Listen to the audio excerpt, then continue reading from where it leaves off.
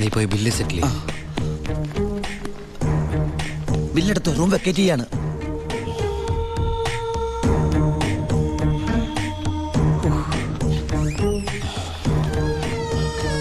ആ പെട്ടെന്നൊരു ടാക്സി വേണം. ശരി സാർ. ഹലോ, ഒരു ടാക്സി ഒന്ന് ഇട്ടേക്ക്.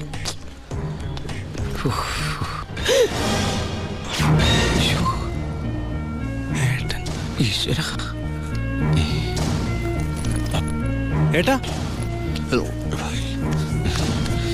ഉണ്ണിയേട്ടാ, ഏട്ടാ, അനിയ, അയ്യോ, എടാ, എന്റെ ഈശോയെ, എല്ലാം തകർന്നു. You are under arrest. ഞാൻ കീഴടങ്ങിയിരിക്കുന്നു. അതെ, നമ്മുടെ സ്നേഹത്തിന് മുമ്പിൽ ഇവൻ കീഴടങ്ങിയെന്ന് അല്ലടാ. അനിയൻ അനിയൻ. എടാ, എനിക്ക് നിന്നെ വേഷത്തിൽ കണ്ടിട്ട് മനസ്സിലായില്ലടാ. അല്ല, നീ എന്താ ഇവിടെ? ഒരു ക്രിമിനലിനെ പൊക്കാൻ ഇറങ്ങിയതാ. എന്നിട്ട് കിട്ടിയാ? ഇല്ല, പക്ഷെ അവൻ രക്ഷപ്പെടില്ല. സെറ്റ് മുഴുവൻ അരിച്ചു പറക്കാൻ ഞാൻ പോലീസിനെ അയച്ചിട്ടുണ്ട്. ഞാൻ ഈ ഹോട്ടലിലെ ബാക്കി അടക്കൊന്ന് ചെക്ക് ചെയ്യായിരുന്നു. അല്ല, ഏട്ടൻ എന്താ ഇവിടെ? ഒന്നും പറയണ്ടാ. ഞാൻ ഇന്നലെ ദുബായിന്ന് വന്നാ നേരെ നമ്മുടെ വീട്ടിലേക്ക് വന്നു. വീട് പൂട്ടിയിട്ടിരിക്കുന്നു. പിന്നെ അന്വേഷിച്ചും പിടിച്ചും ദാ ഇവിടം വരെ എത്തി. ഞാനെല്ലാം ഡീറ്റെയിൽഡ് ആയിട്ട് എഴുതിയിരുന്നാണല്ലോ. കിട്ടിയില്ലടാ. ആണോ? ആ, ഏട്ടൻ വല്ലാണ്ടങ്ങ് മാറിയിരിക്കുന്നു. ഈ ജീവിതം തന്നെ ഒരു നാടകമല്ലടാ. അതിനിടയിലെ ചില വേഷം കെട്ടലല്ലേ ഇതൊക്കെ. നീ നോക്കിക്കുന്ന സാധനം എടുത്ത് ജീപ്പിലേക്ക് വെച്ചേ. സമയം കളയല്ലേ, എനിക്ക് അമ്മയെ കാണണം. ഇന്ന് നാടൻ കരിമീൻ കിട്ടിയപ്പോ നിന്നെ ഓർത്തതാ. നിനക്ക് വലിയ ഇഷ്ടാണല്ലോ എന്ന്. പക്ഷെ ഇത്ര പെട്ടെന്ന് വരുമെന്ന് ഞാൻ കരുതിയില്ല. ഞാനും. ഇതാണ് വയറ്റുഭാഗ്യം എന്ന് പറയുന്നത്. അല്ല, നീ മീൻ എടുക്കുന്നില്ലേ? ഓ, ഞാനിപ്പോ വെയിറ്റ് ചെയ്യണ കുറച്ച് തടി കുറയ്ക്കാൻ. അങ്ങനെയാണെങ്കിൽ ആന വെയിറ്റ് ചെയ്യാനല്ലേ, ആനയുടെ തടി പറയുന്നില്ലല്ലോ. അമ്മേ, ഒന്നോർത്താൽ എന്നേക്കാൾ ഭാഗ്യവാൻ ഇവനാ. അതെന്താ? അല്ല, അമ്മ വെച്ചുണ്ടാക്കുന്ന ആഹാരം മുഴുവൻ കഴിക്കാനുള്ള യോഗ ഇവനല്ലേ. ആഹാ, അതിന് അമ്മ അടുക്കളക്കാരനെ പണ്ടല്ലായിരുന്നോ? പിന്നെ നീയാണോ അതൊക്കെ ഉണ്ടാക്കിയത്? ഏയ്, ഞാനൊന്നും അല്ല. ഈ അടുക്കള ഭരണം കംപ്ലീറ്റ് ഗോപിയേക്കാ.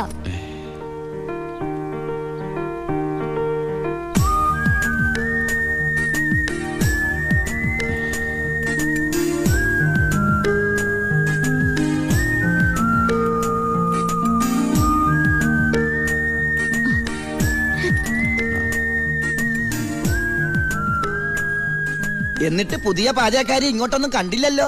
ഉണ്ണിയേട്ടൻ വന്നപ്പോ തൊട്ട് പാത്തും പതുങ്ങി അവിടെ എവിടെ നിന്ന് നോക്കുന്ന ഞാൻ കണ്ടതാ. ആളെ ഞാൻ ഇപ്പോഴും ഇങ്ങോട്ട് വരുത്താം.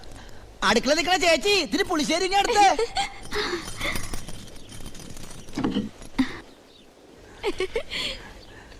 ലജ്ജാവതിയെ നിന്റെ കള്ളക്കട കണ്ണിൽ.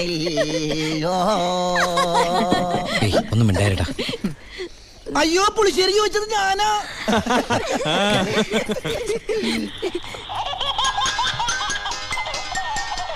കൊള്ളാലോ ഏട്ടാ ഈ വാച്ച്. അത് ഓരോരോ മണിക്കൂർ കൂടുമ്പോ അലാറം അടിക്കും. ദുബായിന്ന് വാങ്ങിച്ചാ. നോക്കട്ടെ. 500 ദർഹ. എന്താ നിനക്ക് നോട്ടമുണ്ടോ? നീ എടുത്തോ.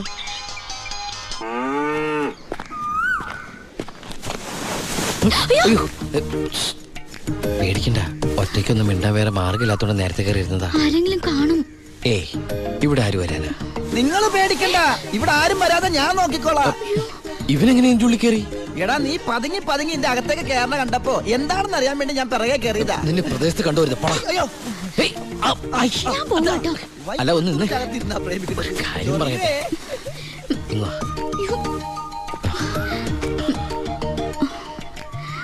തന്റെ ഒരു കത്ത് ഞാൻ സോറി, വഴി തെറ്റിയതാ. തന്റെ ഒരു കത്ത് ഞാൻ ദുബായിക്ക് വരുമെന്ന് പ്രതീക്ഷിച്ചു. കത്തെഴുതുന്ന ശീലമൊന്നും എനിക്കില്ല. ഡയറി എഴുതുവോ? ഡയറിയോ? ഞാൻ ഡയറി ഒന്നും എഴുതാറില്ല. പിന്നെ ഞാൻ എന്താ അങ്ങനെ സ്വപ്നം കണ്ടത്? സ്വപ്നോ? ആ, എന്റെ ഫോട്ടോ നോക്കി താൻ സംസാരിക്കാറുണ്ടോ? ഇതൊക്കെ എങ്ങനെ അറിഞ്ഞു? അല്ല, സ്വപ്നമല്ലേ സ്വപ്നം. ഇതിൽ എന്തോ ഗുട്ടൻസ് ഉണ്ട്. ഏയ്, ഒരു കുട്ടൻസും ഇല്ല. ഇതാണ് മനപ്പൊരുത്തം എന്ന് പറയുന്നത്. ഇനി ദുബായിക്ക് തിരിച്ചു പോവോ? പിന്നെ പോണ്ടേ. അപ്പൊ ഞാനോ? നിന്റെ കഴുത്തിലൊരു മിന്നു കെട്ടി നിന്നെ കൊണ്ടെല്ലാം തിരിച്ചു പോവൂ. എന്നിട്ട് ഈ ലോകം മൊത്തം നമ്മൾ കറങ്ങും.